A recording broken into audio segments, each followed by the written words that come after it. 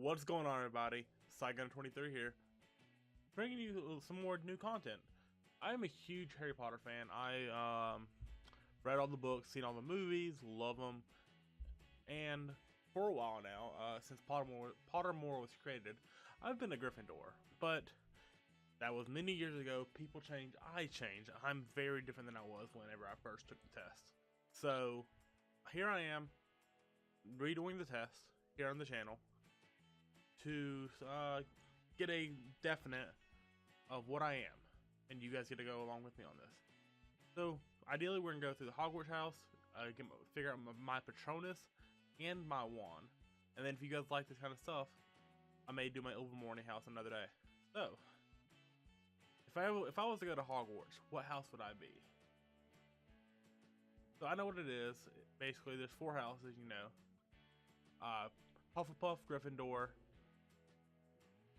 Slytherin, and Ravenclaw. So first, it's just gonna go through, take a little survey, and give me a thing. Which do I prefer, dawn or dusk? I'm gonna have to go with dusk. I'm not a morning person at all, so I'm gonna have to go with dusk. What are you most looking forward to at learning at Hogwarts? Apparition and disapparition. Transfiguration. Flying on a broomstick. Hexes and jinxes. All about magical creatures and how to befriend them. Secrets about the castle. Or every area of magic I can. Honestly,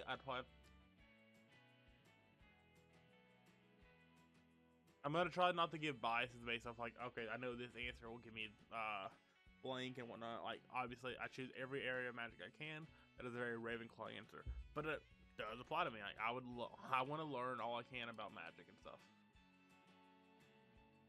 One of your housemates has cheated in a exam by using a self-spelling quill. Now he has come top of the class in charms, beating you into second place. Professor Flitwick is suspicious of what happened. He draws you to one side after his lesson and asks whether or not your classmate used a forbidden quill. What do? Do you lie and say you don't know and hope someone else tells the truth? Tell Professor Flitwick that he ought to ask your classmate. Tell Flitwick the truth. Or you would not wait to be asked to tell Flitwick the truth. I mean, yeah, I'd probably tell the truth. Yeah. In the situation of, I'm not gonna lie, like, I'm not gonna rat you out. But if I'm asked if you cheated or whatnot, I'll tell. I'm not gonna lie about it. After you have died, what would you most like people to do when you hear your name? Miss you but smile. Ask for some stories. Thank with admiration of your achievements. Well, I don't care what people think of me after dead. Yeah, I've always said this. I don't care what people think of me when I'm dead. I'm dead, I don't care. But I want you to think highly of me and appreciate me while I'm alive. What kind of instrument most pleases your ear? Ooh, the violin. The trumpet? Definitely not. Pianos? Nice. Or drum. I'm a huge piano lover. I've been trying to learn for years. Now here we go. If you're attending Hogwarts, what pet do you want? Cats. It's a bunch of different cats. Owl. Toad. Okay, so basically, I don't like cats, so those are definitely out. Owls are very practical. And toads are just, toads. We have a tawny owl, a screech owl, brown owl, snowy owl, barn owl. So, snowy owl is what Harry had in the books and movies. Brown owl, I'm screech. No, being the southern guy I am, I'm gonna go barn owl. A troll has gone berserk in the headmaster's study at Hogwarts. It is about to smash, crush, and tear several irreplaceable items and treasures. In which order would you rescue the objects from the Trolls Club? So we have a nearly perfected cure for dragonpox, the student records going back 1,000 years, and a mysterious handwritten book full of strange runes. So, the thing I care about the least about is the records going back 1,000 years, because I mean, they're not useful nowadays. Like, they wouldn't be useful going into the future. So I'll probably have to go with perfected cure for dragonpox first, because that it helps the future. Then the runes, because that helps the present, and the student records are useless and only are part of the past. So dragonpox, strange runes. Yep, there we go. Heads or tails? Always heads. I'm a Ravenclaw. All right. Let's find out a little bit about Ravenclaws. I had a feeling, like, initially I took the test, I was a Gryffindor, but as I'm always been told, man, like, I was always told, hey, you pick the answers based off what you wanted to become a Gryffindor. So, here I am, officially now, I'm a Ravenclaw. You probably know that some of the Ravenclaw's most renowned members include Gilderoy Lockhart, which I don't want any part of this, Little Lovegood. Did you know Ravenclaw's Grey Ladies, at least talking about how house goes? What are their traits? There we go. Ravenclaws prize wit, learning, wisdom. I like to be wise. I do like to learn, and I consider myself fairly wise. So yeah. And just go through here. So there's that. We're gonna go back to sorting and looking at time. Yep, we're gonna do my just getting into Hogwarts. Third year when we get our Patronus, we're gonna do the wand ceremony first. Figure out what wand we have for the first few years. To ensure we find the perfect wand for you, it is very important that you answer the following questions honestly. First of all, would you describe yourself as average height, short, or tall? I am 5'10" to 6 foot even. I believe average height like 5'8" here in the U.S. I'm going to say I'll say tall. Are your eyes dark brown, black, brown, hazel? My eyes are hazel. What was the day on which you was there when you were born? Okay, yeah, even or odd number. I was born on the 7th of October, so odd number. Do you pride yourself on your kindness?